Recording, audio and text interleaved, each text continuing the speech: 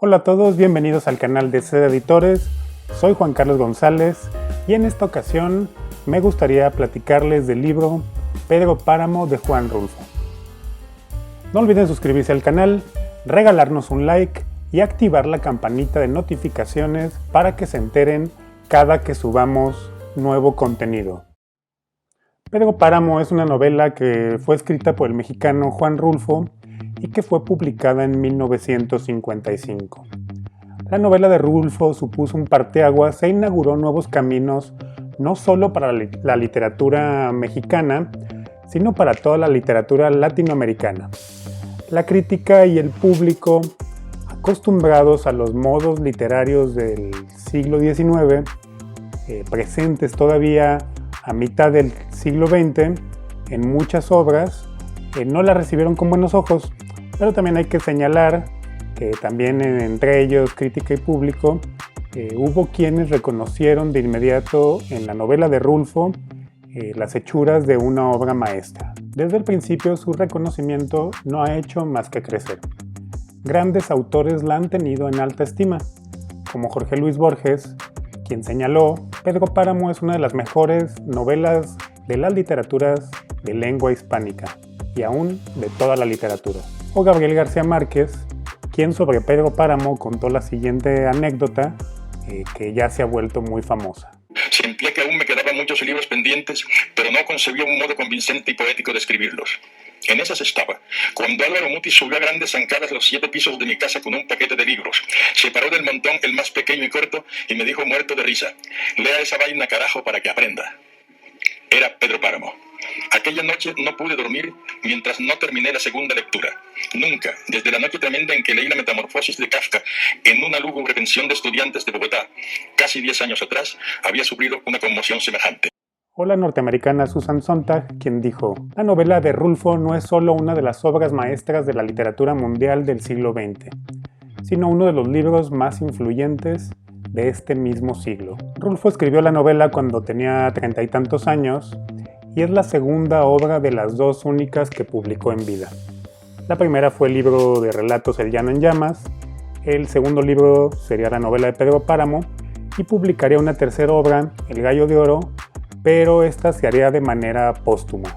Después de la Revolución Mexicana, que tendría su inicio en 1910, la literatura mexicana estuvo volcada prácticamente al 100% en explorar temas relacionados con la revolución y con los cambios sociales que trajo esta, y lo hacía siempre desde una perspectiva del realismo social, con algunos casos excepcionales, por supuesto, como la obra de Mariano Azuela y la de algunos otros, pero la verdad es que la mayoría de las obras ya eran más de lo mismo, eran repeticiones de las mismas fórmulas y temas. Pedro Páramo justamente viene a romper con esta inercia y resulta un parteaguas en la literatura mexicana, y mucho más, pues colocaría el nombre de Rulfo al lado de escritores como William Faulkner o el noruego Knut Hamsun o James Joyce, a quienes de hecho Rulfo señaló como algunas de sus principales influencias literarias. Y justamente Rulfo tiene en común con estos escritores que son escritores de la periferia, no son escritores de las grandes urbes, de las capitales cosmopolitas de América o de Europa, no son escritores de Nueva York, de París o de Londres, sino de Dublín, de Oslo, del sur profundo norteamericano, el famoso Deep South, del Bajío y occidente de México. Y lo que hacen tanto Rulfo como estos autores es aportar una perspectiva moderna a sus entornos geográficos específicos. Esta innovación literaria no significa que Rulfo corte de tajo a machetazo limpio con la tradición anterior, con el pasado. No.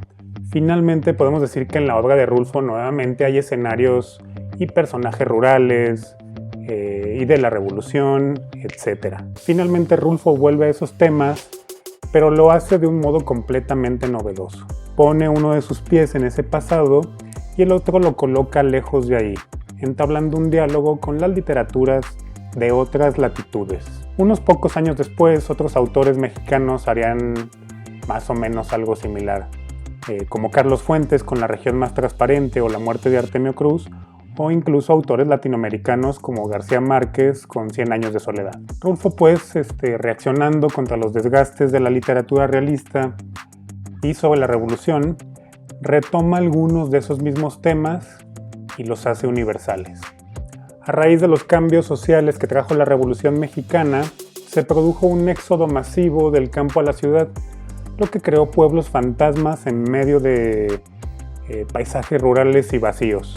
Rulfo había crecido en una región rural o semirural y en el transcurso de su vida esta se transformó completamente.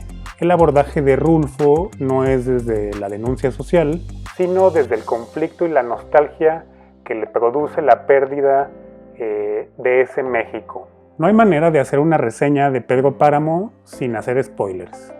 Así que ojo, habrá muchos spoilers.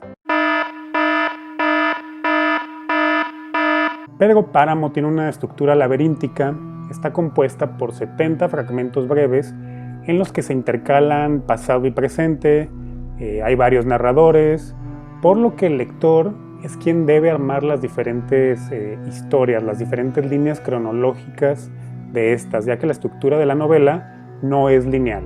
Básicamente, Pedro Páramo nos narra dos historias. Por un lado, justamente la de Pedro Páramo, y por otro, la de Juan Preciado. Pedro Páramo es un cacique, una persona que ejerce poder político, económico y hasta militar en una región rural de México. Juan Preciado es uno de los hijos de Pedro Páramo. La historia comienza con este personaje, quien nos narra que hace un viaje al pueblo natal de su madre, Comala. Su madre falleció recientemente y en su lecho de muerte le pidió que encontrara a su padre y que le exigiera todo lo que les debía. Como lectores seguimos el proceso de Juan Preciado. Su llegada a Comala, un pueblo fantasma, desolado y silencioso, lleno de rumores, sombras, recuerdos, fantasmas. Seguimos en primera persona su confusión ante las diversas extrañezas que lo rodean y de las que se va enterando. Y a un mismo tiempo, como lectores espectadores, asistimos a diversos pasajes de la vida de Pedro Páramo desde su infancia hasta su muerte. La estructura de la novela es, como habíamos dicho, fragmentaria y en ella se intercalan diversas perspectivas que nos exigen como lectores completar esos vacíos o silencios en las diferentes historias. Además de la narración en primera persona de Juan Preciado y la narración en tercera persona que echa un vistazo al pasado y nos muestra la vida de Pedro Páramo, se intercalan también otras voces de otros personajes que irrumpen en la novela para contar sus propias historias. De hecho, en algún momento en su proceso de escritura, Rulfo había pensado titular a la novela Los Murmullos, en referencia a la multiplicidad de voces que aparecen a lo largo de la novela. En términos generales, podemos decir que Pedro Páramo es una novela sobre la vida, sobre la muerte y sobre la vida después de la muerte. Entre los temas principales de la novela están el de la muerte, el sistema de cacicazgo, de grandes terratenientes, la religión, las hipocresías de la iglesia, la opresión, la nostalgia, la memoria, la esperanza, la ausencia absoluta del Estado mexicano en las regiones rurales, entre otros. El tema de la muerte, por supuesto, es el más destacado, impregna toda la novela, la recorre de principio a fin. La muerte justamente es la que suscita que comience la acción de la novela. Recordemos que el protagonista, Juan Preciado, va a Comala a raíz de la muerte de su madre, quien le solicita que así lo haga. Desde el inicio también nos enteramos que Pedro Páramo ya murió, entonces no hay sorpresas en ese sentido. La muerte pues no es un hecho extraordinario ante el que debamos conmocionarnos. La muerte no es el fin de los personajes ni de la vida misma. La muerte es un inicio, un comienzo literalmente, pues es la muerte de uno de los personajes la que desencadena la narración. Y figuradamente pues veremos que en el universo de Comala la muerte no es definitiva y como lectores seguimos el proceso sofocante y confuso por momentos en el que Juan Preciado va cayendo en la cuenta, va cayendo en conciencia de esto, con cada personaje que se topa, con las cosas que le cuentan, con los murmullos que constantemente escucha, va cayendo en conciencia de quién es él y de en dónde está. Como señalamos, la novela sigue de manera fragmentaria y mezclada las líneas, las historias de los dos personajes, la de Juan Preciado y la de Pedro Páramo. Con la historia de Pedro Páramo, Rulfo hace un retrato de las circunstancias del México rural de principios del siglo XX, de ese México en el que el poder, de cualquier tipo, está cimentado y sustentado en la tenencia de la tierra.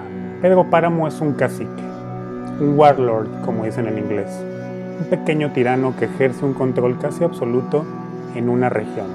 Rulfo nos narra el ascenso y la caída de este personaje, cómo adquiere poder, cómo oprime, cómo gobierna con mano dura sus dominios, cómo monopoliza la tierra, cómo asesina a quien le disputa el control o le lleve la contraria, con base en un sistema arcaico que empobrece aún más a los pobres y enriquece aún más a los ricos, y que la revolución no pudo transformar del todo.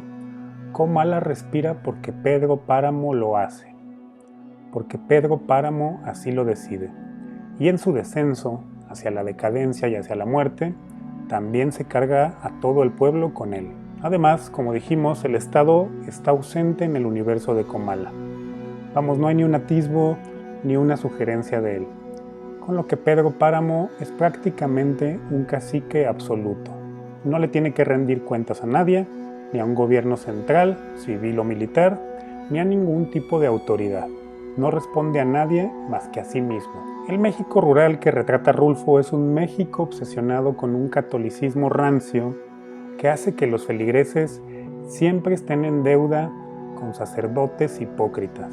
Se trata de un catolicismo que requiere perdón por cada pecado, pequeño, diminuto o grande, un catolicismo de sacerdotes que exigen pagos a cambio de la absolución. De este modo, los habitantes de Comala, especialmente los más pobres, viven oprimidos por su propio sistema de creencias.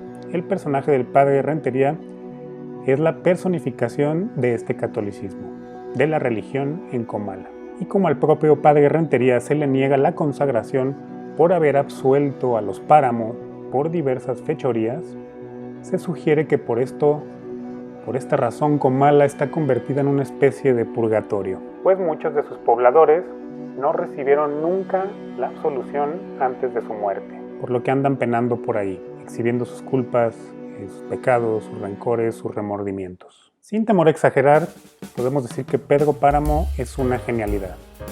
No en balde el propio Rulfo se vio apabullado por el peso de su propia obra maestra. Si no la han leído, por favor dejen todo y corran a hacerlo. Este es uno de los libros que hay que leer en la vida sí o sí. Para poner a prueba su temple y sus nervios, les recomendamos leer o releer a Pedro Páramo por las noches, de madrugada. Indistinción clara entre vivos y muertos, rumores, voces, charlas de personas desconocidas que se te meten en la cabeza justo antes de dormir, personas que nos advierten sobre nuestra propia existencia pasajera y que en un descuido se esfuman, la imposibilidad de saber realmente si se está vivo o muerto. Verán que en no pocas veces un sutil escalofrío recorrerá su espalda y junto con Juan Preciado experimentarán una incomodidad profunda. Sí, la novela es perturbadora al punto que nos hace cuestionarnos sobre la realidad y la existencia misma. De mi parte es todo, hasta aquí la reseña de esta ocasión, espero les haya gustado. Por cierto, si aún no compran sus regalos, recuerden que el Fondo de Cultura Económica está realizando un maratón Guadalupe Reyes de descuentos. Pusieron más de 200,000 ejemplares a precios de verdadero remate. Vamos, hay libros desde 10 pesos, tanto editados por el fondo como por otras editoriales. Para los que están en la ciudad de Aguascalientes, hay 2 librerías del fondo en la ciudad, ambas en el centro. Una, la librería Ducal, donde está la biblioteca Jaime Torres Bodet, y la otra librería propiamente del fondo, donde estaba antes el edificio de telégrafos. Si no, también pueden acceder a las ofertas desde su librería virtual. Acá abajo les dejamos el link.